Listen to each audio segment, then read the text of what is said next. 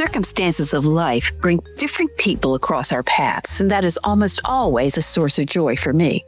As a writer with Colorful Crow Publishing, I share an editor, Vicki McIntyre, with several other writers, and I get to know them.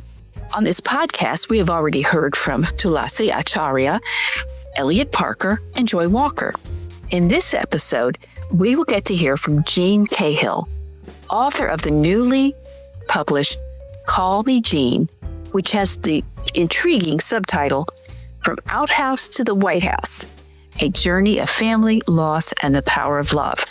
Let's dive in to our conversation with Jeanne Cahill. Good morning, Jeanne Cahill. Good morning, Barbara.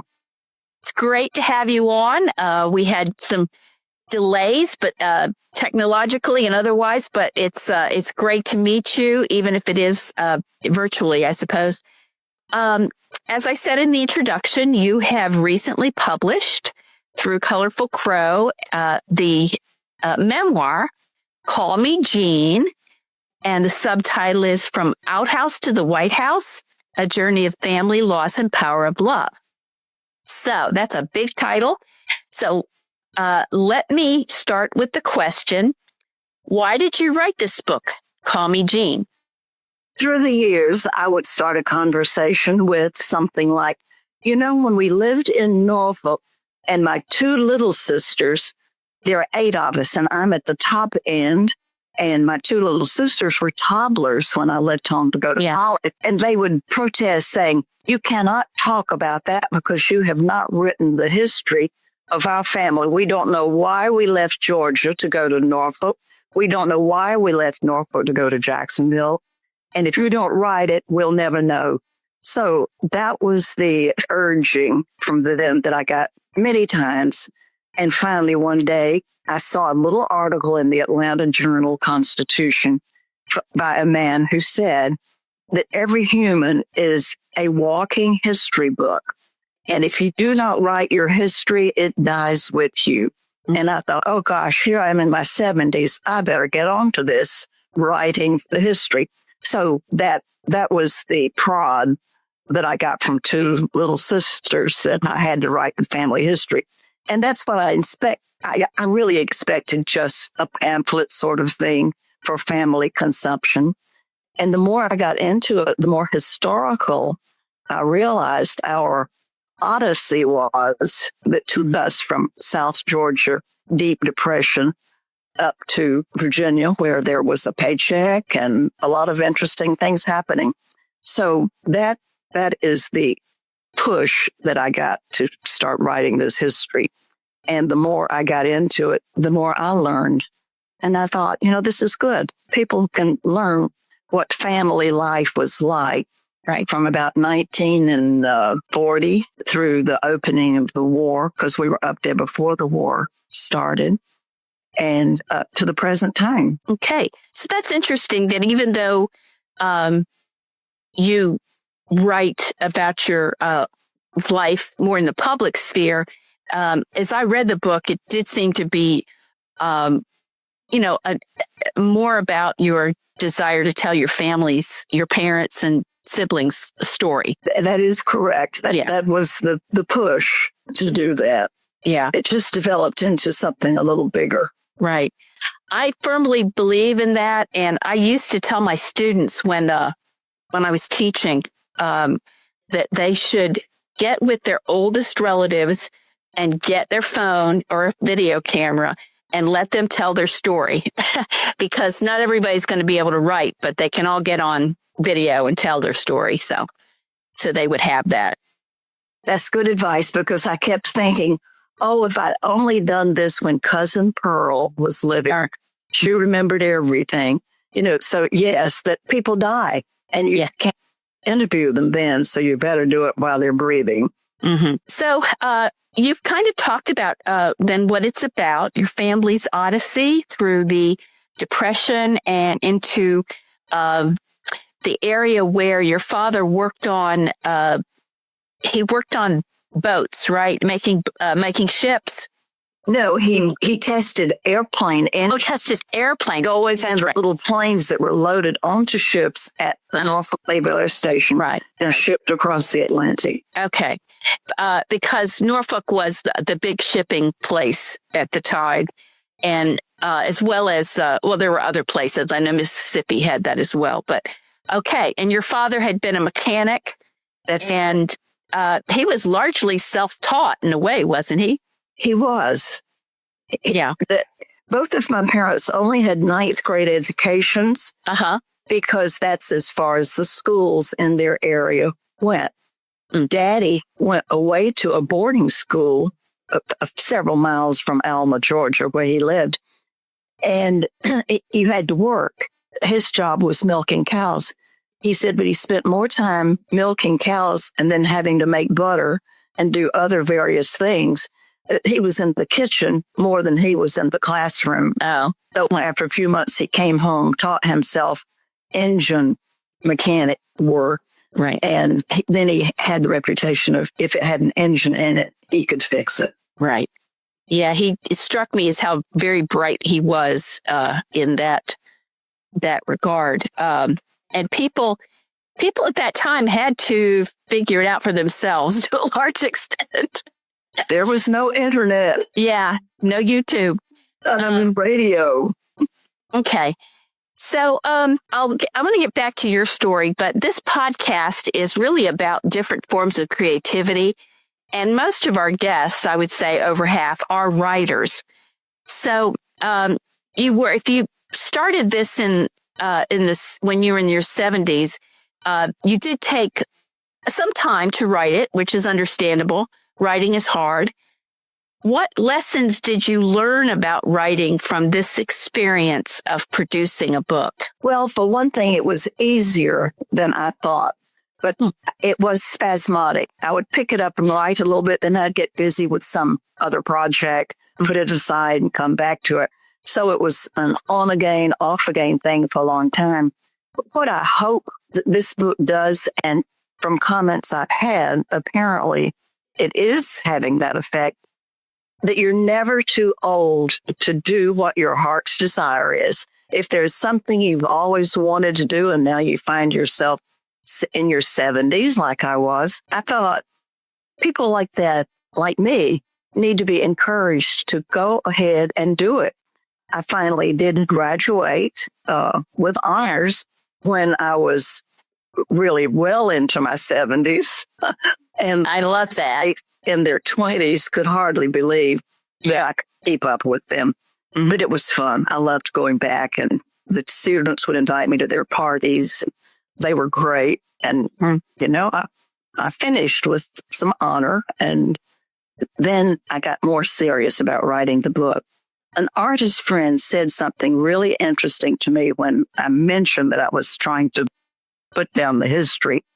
He said, well, your first memory is like a signpost for the direction of your life. He said, everybody needs to think about their first memory. Well, I thought, now what does the Joe Louis Max Schmeling fight on the radio have to do with the direction of my life? A bunch of noisy, dirty men in their work clothes, stamping their feet and yelling at the radio. Yeah. And I was a little 3-year-old observing this. And when my mother asked the men, can you hold down the noise? I can't get the baby to sleep. My little sister was 1 year old and she was crying. They totally ignored her. And I was so angry with Daddy because he was always saying, now you mind your mother. I thought he should tell these men they're supposed to mind Mother. And they didn't mind Mother, and he didn't tell them that. But that was the memory that stuck with me, that Daddy did not support her. My parents had a wonderful relationship, but, women were supposed to be quiet like the children and let the men make all the decisions. So anyway, after I had written this, and at the time I was not thinking about that being a signpost, but before I was old enough to start voting, I volunteered in campaigns, and I was always concerned about where is the woman's role in all of this. I didn't vocalize that, but in the back of my mind, I was always alert to, are women being listened to? I remember that story. And that is amazing that you could tie your first memory to such a historic thing that had so much meaning at that time between the black boxer who was so successful, Joe Louis, and then even this foreign person who was German, who was fighting him, and that it came into being a racial kind of thing at the time. It's very plus you tied it in with your mom, but that was a very poignant story, which you have a lot of. So you were, I think it's fabulous that you went back to college. I love it when I had students who were older who would come back. Or maybe he'd worked in a field for a long time and wanted to do something else, or just decided they finally could go to college. It's just a lot of fun to have them in class. What did you major in at Berry? When I went to Berry, originally I was 16 years old as a freshman. Home economics. That was when the war ended. Yes. And the push was to get girls to get married and have families and not want a career. It was a program that the federal government had with the advertising agencies in New York, was that all the ads and stories and so on going to promote family life, happy homemaker, that was the only path to happiness for young girls. So I swallowed that hook, line, and sinker. I already had a hope chest started when I was 16. Mm-hmm. How stupid can that be? I remember when the head of Russia came to visit, and he visited his college and saw the home economics students sewing. He said, "We teach that at home. What are they doing?" Yeah. And that was so true. Well, back, I changed my major to English. So I'm one of those English majors going around correcting people. No, that makes sense. Yes, I took home ec several years in high school. And so I figured they also were, teaching you to be home ec teachers, because that was a huge thing back in the 50s and 60s and 70s. If for any benefit, I did learn to use a sewing machine. So that was about it.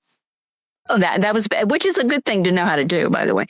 But you're right. It seems odd as a college curriculum to be sewing in a college. So that's very interesting. So you write vividly about those times and what life was like in the South, especially. What are your most treasured memories of growing up? They mostly revolve around my grandparents, my paternal grandparents. I was the first grandchild to them, and I could do no wrong when I visited them on the farm.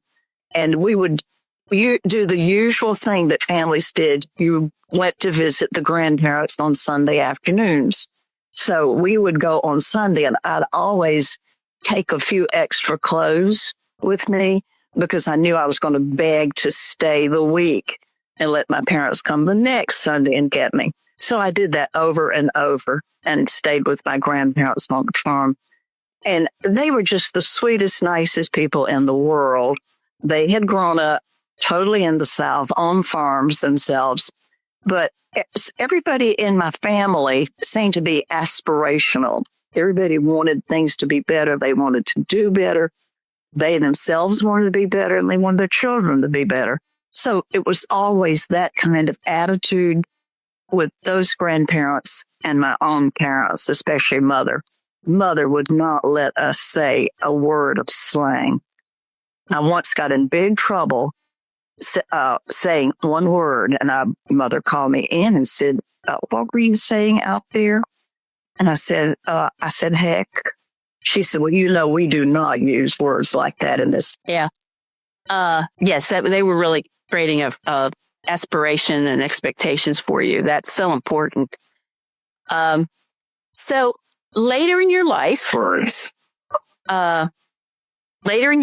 you met your husband, and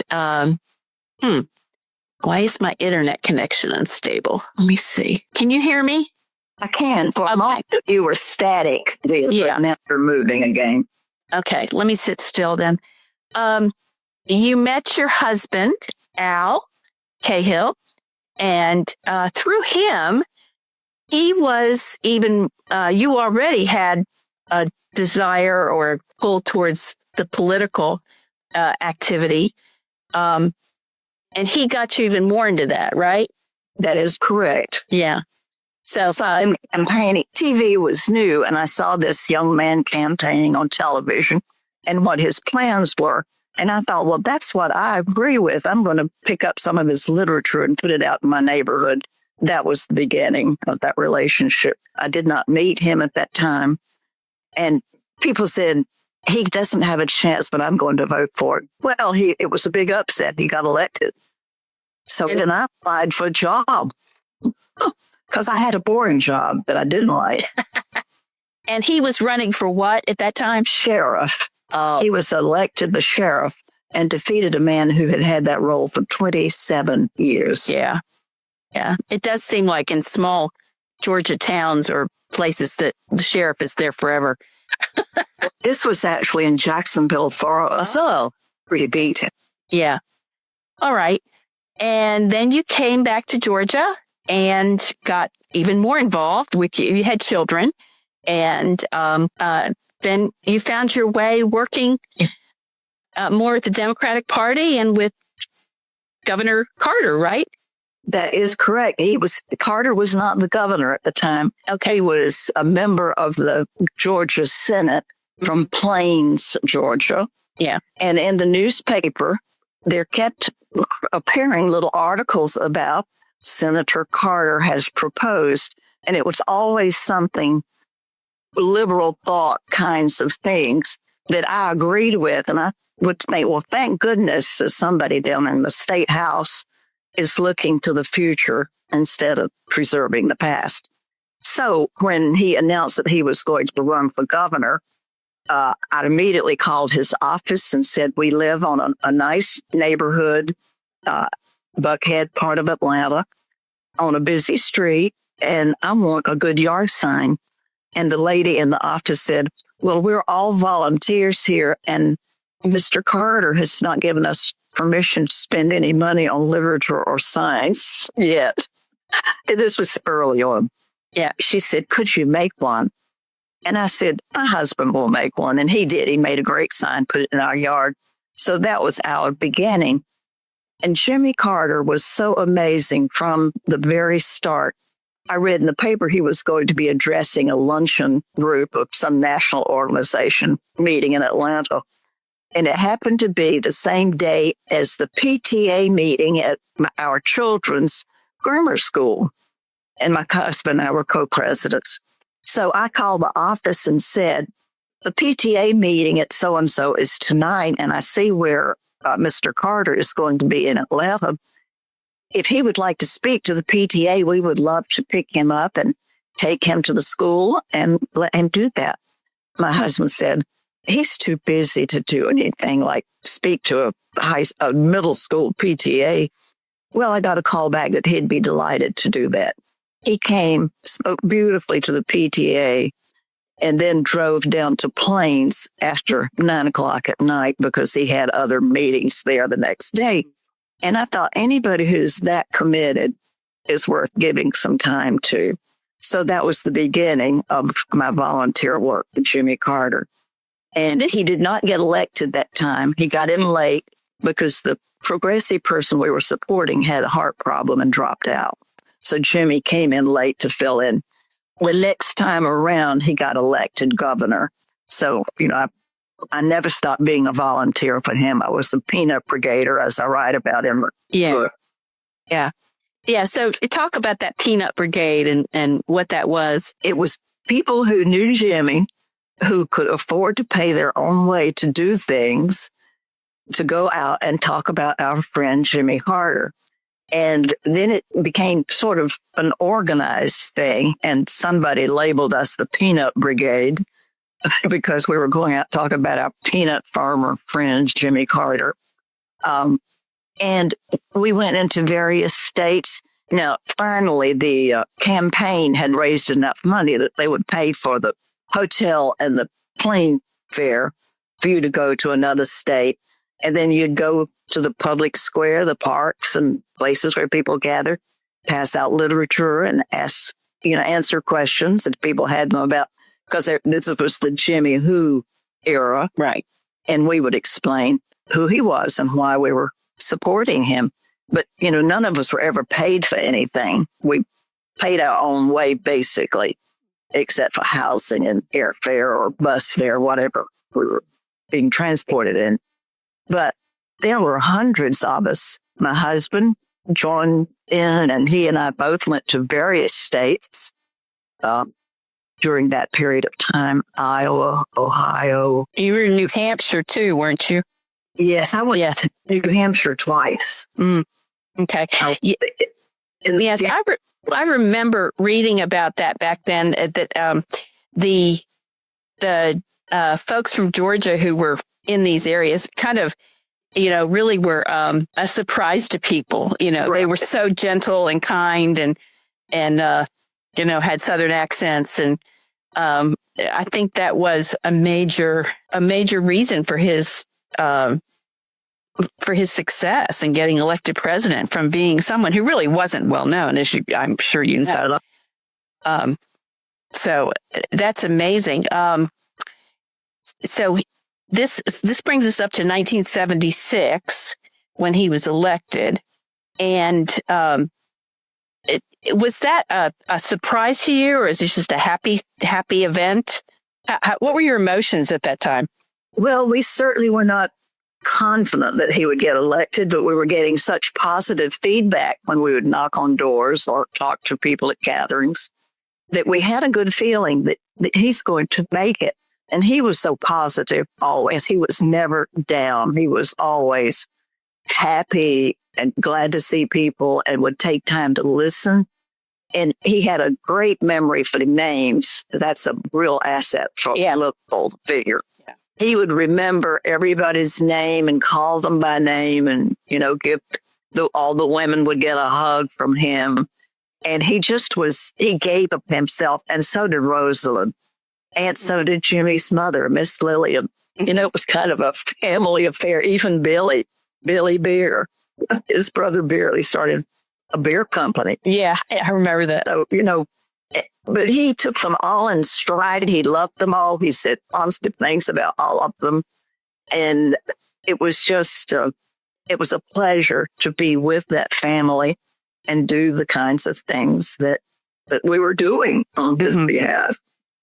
And then after he was elected, you worked with him some. I mean, that's the White House part of the.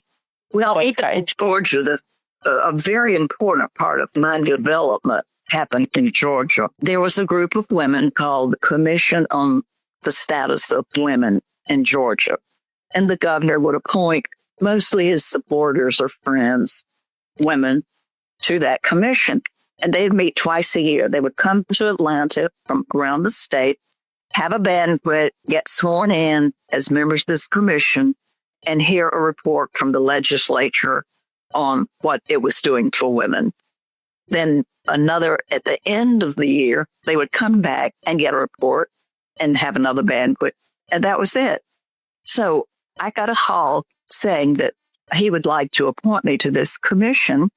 And he was going to be, appointing, I think, 40 women, whatever the commission got for. And would I be interested in serving? And I said, oh, yes, I certainly would. Well, the other members elected me to chair that commission. Oh, wow. And I went into the governor's office and I said, I understand that the previous commission met twice a year and heard reports. I said, we want to be an activist group. We want to meet a lot. We want to do a lot. We don't want reports of what might have been done. We want to be the focus of the reports. He said, Jeanne, you do whatever you think is good for the women of Georgia. He said, I'll support you and whatever. And he did. The legislature never gave us any money. My dining room became the office. We couldn't eat on the table anymore. It was covered with typewriters, poems, and so on. Anyhow, we did a study on rape and the treatment of rape victims, and it was terrible. A lot of women would not go through with pursuing the perpetrator because if there was damage to their private area, a policeman with a camera would be called in to take pictures of that. And the women would say, no, I'm not going to do that. If that's necessary, then I'm out of here. Of course. Anyhow, so, we started with a bill on how to treat women. And one of the first things was a female photographer in a private room. No more of this public display for the police to take pictures. It was just so bad. Anyhow, I used young women in law school and medical college to do the research and help put this whole thing together. And then I went to Jimmy and showed him a copy of the work. And I said, we want to publish this, but we have no money. So he took the copy, he read it, and the next day he said, do you think you can print enough copies for $10,000? So he gave us $10,000 from his discretionary funds. Well, if I hadn't just loved it before, I did then, because he gave us the only money we had ever had for the commission at that point.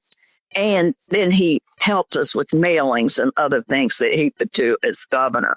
So that report really put us on the map, not only in Georgia, but all over the country, because we got requests from school principals, police departments, all over the place. And we distributed 10,000 copies of that. So that was kind of the springboard from which we began to do other things. Then Rosalind sent word that if we really wanted to help some people, women in Georgia who needed it, go to the women's prison. So that was our next stop, and we made huge differences there. One thing that I still laugh about, I had a meeting of our commissioners in the women's prison, and we toured it and talked to the women some. So then we set up a meeting for some 3 men of the legislature who had oversight of that. We brought them in and had a meeting with them in the women's prison and listened to prisoners. And one man said, I see what's wrong here. These women need sewing machines. A woman and her sewing machine go together like a man and his shotgun. And one of my members I love to this day for this statement said, excuse me, just so we get this right now, don't misunderstand. You want us to buy sewing machines for the women, and you want us to buy shotguns for the men in prison? He said, oh, no, that's just a figure of speech. We said, we know about those figures of speech. Oh, my word. So we got permission to do lots of things. We got volunteer medical people to come in and give them all examinations. They'd never had medical exams. So we made huge differences thanks to Rosalind bringing that to our attention. We were not thinking about the women in prison, but it was bad. And we made it a lot less bad before we finished our term. That's amazing. Thank you for sharing that, because I don't think that, well, I know that young women today don't really appreciate how bad things could have been, for a woman in that situation to be in prison, which, we know that it could be for any number of reasons that they could be in prison. So at that time. But I'll give you one example that caused us to really move on this. One woman was in prison for destroying, a year in prison for destroying public property. Carter had sent a team down to make a dossier that outlined every woman's history who was there. Her big problem that she was sent to prison for was she was smoking on her bed. She would have been picked up for being drunk. She was smoking a cigarette and burned a little hole in the sheet. That was the destruction of public property, was a cigarette burned hole in the sheet. She was sent there for a year. Oh, my. Oh, gosh. So, we uncovered so many ridiculous things. Yeah, I really appreciate you sharing that. And we were talking about what you do now, but you also mentioned that you, another group you worked with in regard to women. Yes. After Governor Carter was elected to the presidency, I got a call to see if I wanted to work in Washington. Oh, And I said, of course not. I have a husband and 3 children down in Atlanta to take care of. And then the question was, would you like to serve on a commission? And I said, well, I would certainly like to have the opportunity. So 3 were offered to me. And I thought, well, I probably would have more to contribute to the White House Conference on Families rather than the USO board and things like that. That sounded like fun. Anyhow, so for the next 18 months, a group of us, I think there were maybe 40 total, toured this country, letting people talk to us about what the government did that was helpful to families or hurtful for families or retarded families' progress or whatever. And we got, lots of good information on both sides of that issue. And in the end, it took 18 months. We held hearings in most states. And then we held many conferences, MINI conferences, in 3 locations, East Coast, middle of the country, and West Coast, so that more family people could participate rather than one big conference in Washington.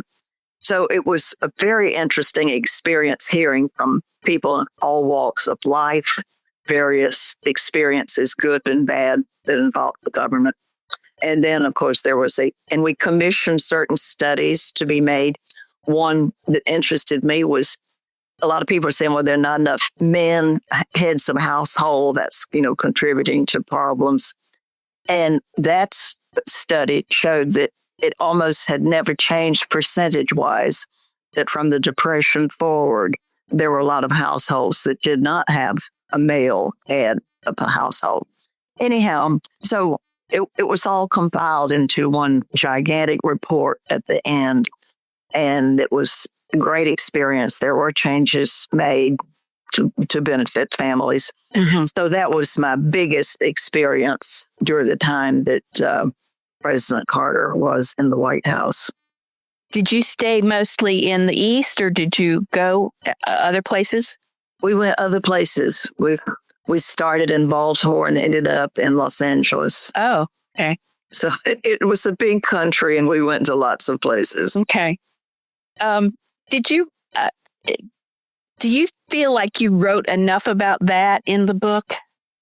I probably could have written more, but, I just thought maybe this is not as interesting to other people as it is to me, and it's time to kind of wrap this up. So I did. And a number of people have said, oh, did you include the story about so-and-so? I said, no, I don't think that's in the book. Well, you need to write another book and put that story in. So maybe there's another book somewhere, but 93 next month, I better get on it. Yeah.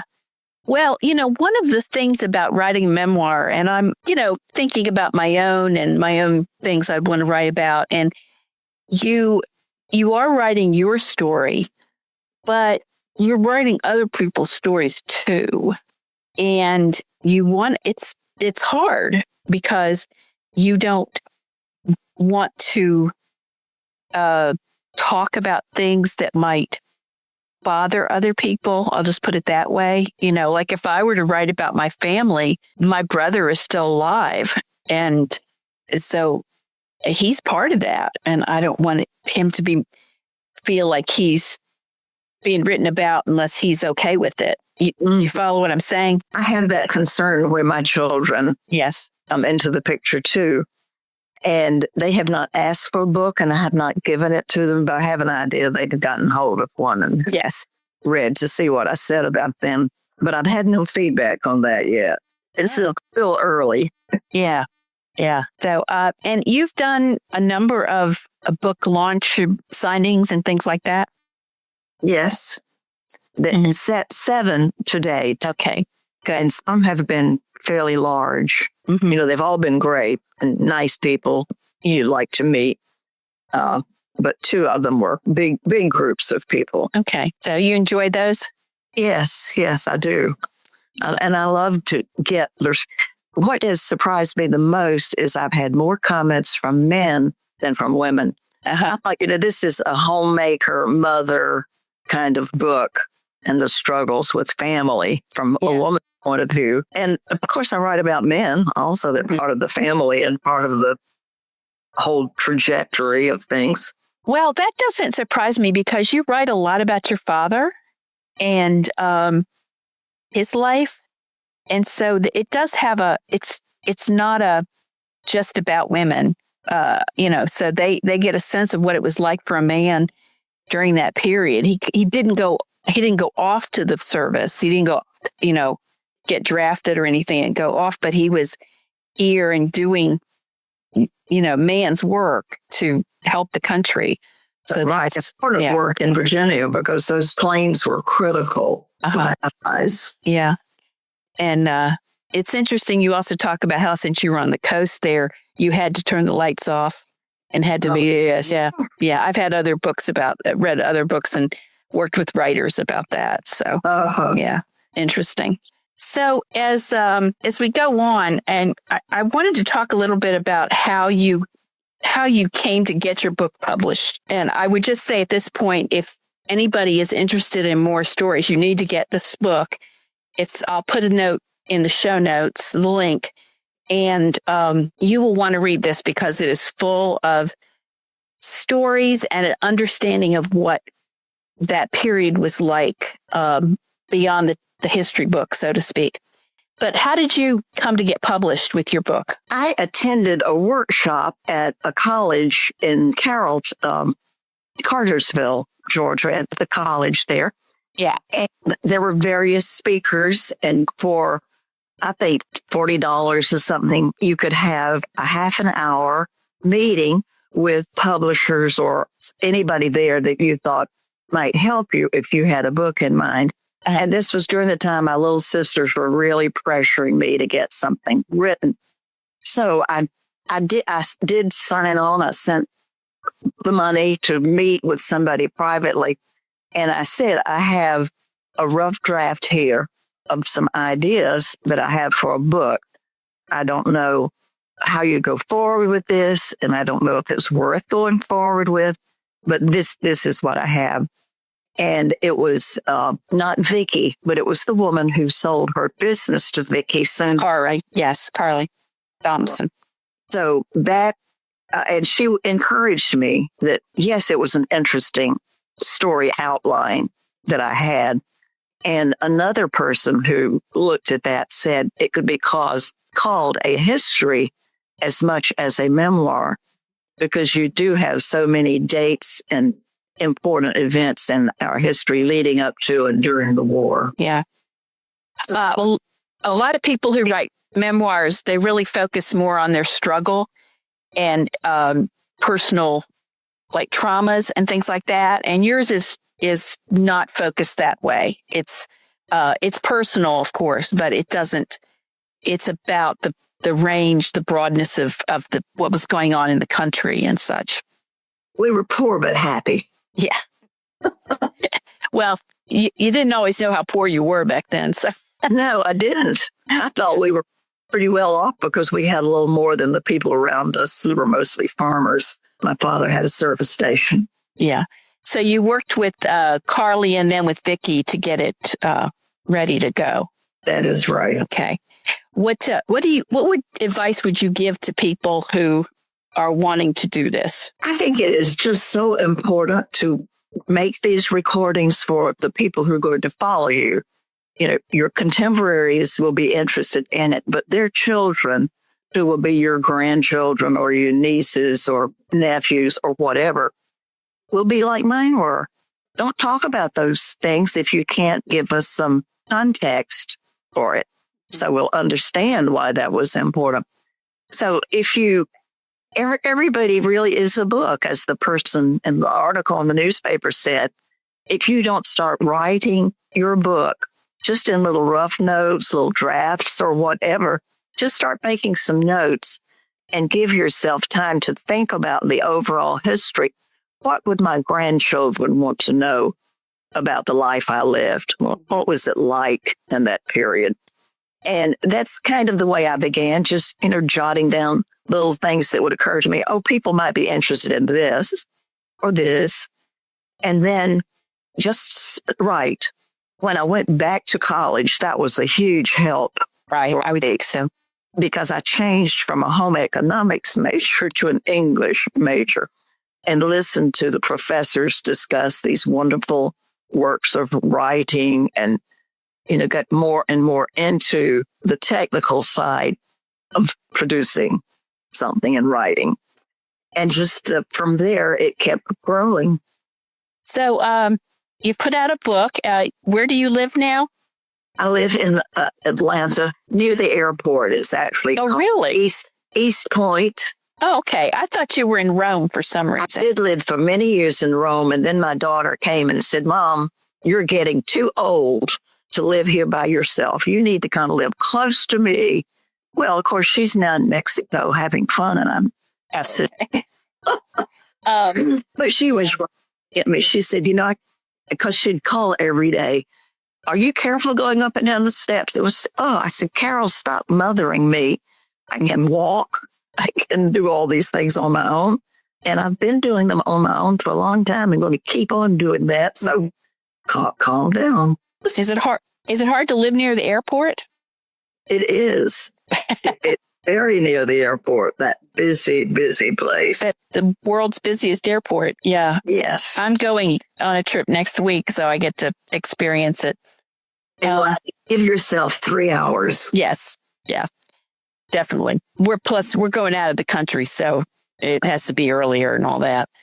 But okay, so what do you do in your life now? My calendar is so full. Next month, I'll be 93 years old.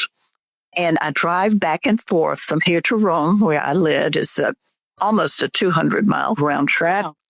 It's 190 something miles from where my son, who is not healthy at all, lives. So I go to take care of him and make sure he has all the groceries he needs, that sort of thing, because he lives alone and independently. But he had serious cancer about 30 something years ago.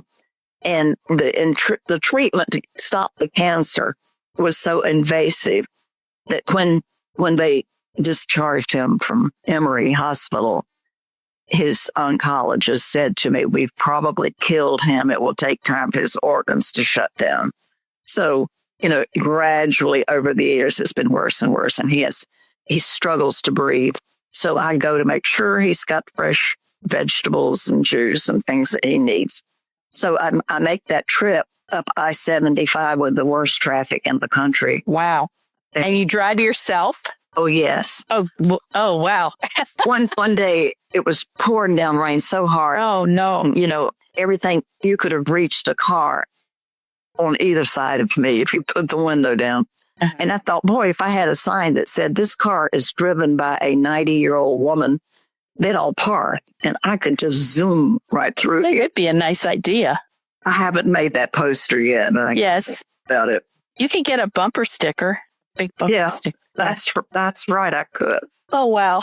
Well, Jeanne, I just a garden. I do lots of do you? Garden. Yeah. Okay. Is there anything else you'd like to add to our conversation? Well, I have been pleasantly surprised about this book and how it has affected others. What I hope that it is doing, and you talk about creativity, I hope it is created in the minds of lots of people that you don't have to be special to write a book. Everybody's story is a good story, and it's their story, and nobody else can write your story for you. You can dictate something, but it's not going to be the same as the thoughts that pop into your mind. So I would encourage the people out there who might hear this, if there's something you have long wanted to do, book writing or otherwise, whatever your dream has been, and you're getting up in years and you've still got that dream, go do it. Amen. I was mid-70s to go back to college. That I left when I was 18. I was there 16 years old, freshman, left at 18, went back, and in 2 years finished. So, I had a total of 4 years at Verity College, which was wonderful to me, both times. And I'm so glad I did that. I would never have written this book had I not gone back and finished my education. because that was the spark that I thought, discussing all these great books in class is wonderful, but those stories are no more interesting than some of the stories my family has gone through. Yeah. So even if you think that's not interesting to people, you'll find out there are a lot of people who can relate to whatever your story is. Mm-hmm. So share it. Yeah. Okay. That's great advice. I thank you so much for being with me and today and for our listeners. And I just am so pleased that you finished your dream, or you've fulfilled your dream, I should say, that you had for so long. I'm firm believer. I'm dreaming on. I'm dreaming forward. Good. And when is your birthday? October 19th. I will be 83 years old. Okay. It's hard for me to believe the time has flown by. Yes, that's interesting. Yes, I'm almost 70 and I'm like, no, I couldn't be that old. But I am. So, I'm still doing the things I did when I was 50. So good. In case anyone wonders, we record these podcasts over a streaming service such as Zoom or Microsoft Teams, which allows me to talk to a lot of people that I'm not necessarily in the vicinity of. Occasionally, I go somewhere for the meeting as well. You will also notice we have commercials now. That helps me defray the costs, but only if people listen. So far, I've made 19 cents, so that tells you I need a bigger audience.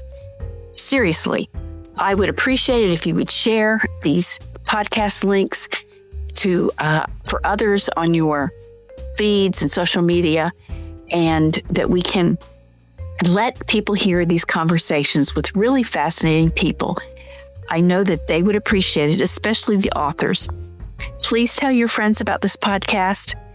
Look up some of the past guests. You'll be surprised. And please listen. Until next time, explore creativity.